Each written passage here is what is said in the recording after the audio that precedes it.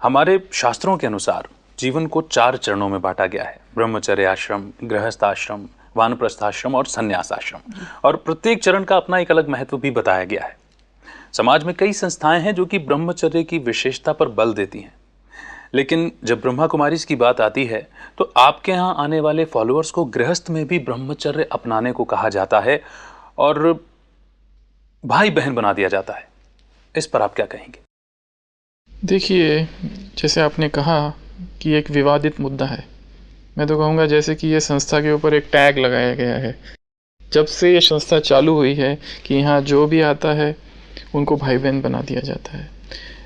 अभी यहाँ मुद्दा है ब्रह्मचार्य आश्रम का। हाँ जी। आपने कहा कि हमारे शास्त्रों में 4 आश्रमों का वर्णन है जी। अभी इससे पहले कि हम ये 4 आश्रम क्या ये देखें, हमको आश्रम शब्द को समझना पड़ेगा। आश्रम शब्द इटसेल्फ सिग्निफाइज पवित्रता, प्यूरिटी। जी।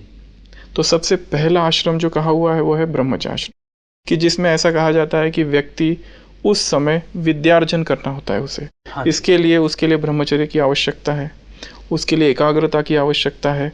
तो पहले 25 साल कहा हुआ है उसके लिए, परंतु केवल 25 साल तक ही नहीं है वो। अगर उसके और आगे जाए, शास्त्रों की अगर गहराई में जाए, तो वहाँ तो यहाँ तक लिखा हुआ है कि पहले तो कहा है पहले 12 साल, फिर कहा है मैक्सिमम अगर हो सके तो 25, अगर हो सके तो 42, अगर हो सके तो 44, और यदि कोई आजीवन ब्रह्मचारी रहता है तो वो तो सर्वोत्तम है। अभी जो दूसरा आश्रम कहा हुआ है वो है गृहस्थ आश्रम जी। कि पहले आश्रम में व्यक्ति ब्रह्मचर्य का पालन करे, अपने अंदर शक्ति भरे, अपने अंदर ज्ञान भरे, नीति का ज्ञान ले, धर्म का ज्ञान ले, जीवन में संयम का क्या महत्व है इसको समझे। उसके बाद में वो गृहस्थ आश्रम में जाता है, उसके बाद में फिर वानप्रस्थ आश्रम या संन्यास आश्रम। शास्त्रों में तो यहाँ तक कहा हुआ है कि यदि कोई चाहे तो सीधा ब्रह्मचर्य आश्रम से संन्यास आश्रम में सीधा जा सकता है। अभी बात हमारी चल रही है गृहस्थ आश्रम की। तो ये जो आरोप है, जो आपने कहा कि यहाँ बहन भाई बनाते हैं, हाँ, मैं आपसे ये प्रश्न पूछना चाहूँगा, ये बहन भाई बनाते मतलब इसको आप किस रीति से क्या कहना चाहते हैं? मतलब जी, गृहस्थ में यदि ब्रह्मचर्य का पालन किया जाता मतलब है, आप कहना चाहते हैं कि सेलिबसी, मतलब यू कम टू स्ट्रेट की वेदर कि पति पत्नी भी सेलिब्रेट रहे या ना रहे और इस तरह की दृष्टि अपनाएं, ऐसा बोला जाता है। जी। तो देखिए, सबसे पहले तो हमको ये समझना पड़ेगा कि ये ब्रह्मचर्य का क्यों इतना महत्व है। जी। अभी देखो, आप अगर संसार की ओर एक नज़र डालो तो जितने भी पाप कर्म, जितने भी दुष्कर्म हो रहे हैं, उन सब का कहीं ना कहीं एक कारण काम विकारी कारण जितने भी हो रहे हैं।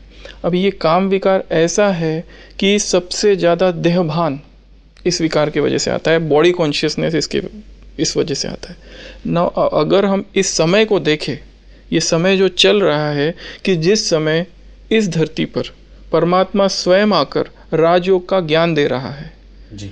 और उसकी सबसे पहली आज्ञा जो है वो है पवित्र बनो, योगी बनो जी। और दूसरी एक बात, आप जो कह रहे हैं पति और पत्नी, क्या पति और पत्नी के बीच केवल काम का ही संबंध है? क्या इन दोनों के बीच में और कोई दूसरा संबंध नहीं है?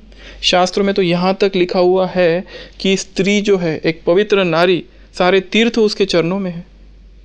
शास्त्र में तो यहाँ तक लिखा हुआ है कि पति और पत्नी का संबंध इतना शुद्ध और इतना पवित्र है कि दोनों एक दूसरे की सद्गति करे उसमें। जी। यहाँ तक लिखा हुआ है कि स्त्री जो है, अगर विपदा का समय है तो स्त्री जैसे उसमें माता है पति की, अगर वो कोई यज्ञ है तो स्त्री उसमें पिता है। यहाँ तक शास्त्रों में स्त्री की महिमा का गायन है, स्त्री गुरु है जी। तो स्त्री और पुरुष का संबंध केवल काम विकार के लिए नहीं है। दोनों जैसे कोई एक रथ है, एक ही रथ के जैसे 2 पहिए हैं, दोनों को साथ साथ चलना है। तो ये जो बहन और भाई वाली बात है, हम भगवान के सामने जाते हैं और क्या महिमा करते हैं कि त्वमेव माताश्च पिता त्वमेव। हम कहते हैं भगवान से कि हे प्रभु, तुम ही माँ हो, तुम ही पिता हो। मतलब हम सब उसके कौन हुए? सब बच्चे हुए जी। वास्तव में देखा जाए तो स्त्री पुरुष का ये जो संबंध है, ये केवल विकार के लिए नहीं है, वरन दोनों एक दूसरे की मदद करे, अध्यात्म के मार्ग पर चले। हमें तो कई ऐसे उदाहरण, आप अगर इस संस्था में ही देखो तो ऐसे हमको कई सारे कपल मिल जाएंगे कि जो कि साथ में रहते हैं और जीवन में सुख शांति है। अगर संबंध केवल काम विकार पर आधारित होता है तो आप संसार की हालत देख रहे हो क्या होता है उसमें। जो काम का जो संबंध है और एक प्रेम होना एक दो में, और एक दो में केवल काम का संबंध होना, इसमें बहुत अंतर है। क्योंकि प्रेम तो एक दिव्य अनुभूति है, एक दिव्य अभिव्यक्ति है। परमात्मा को प्रेम का सागर कहा जाता है, जबकि काम तो एक निकृष्ट कर्म है।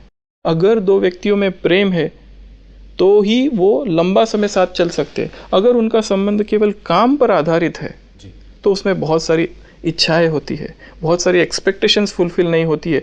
धीरे धीरे ऐसा आ जाता है, ऐसा समय आता है कि दोनों के हृदय एक दूसरे से दूर होने लगते हैं।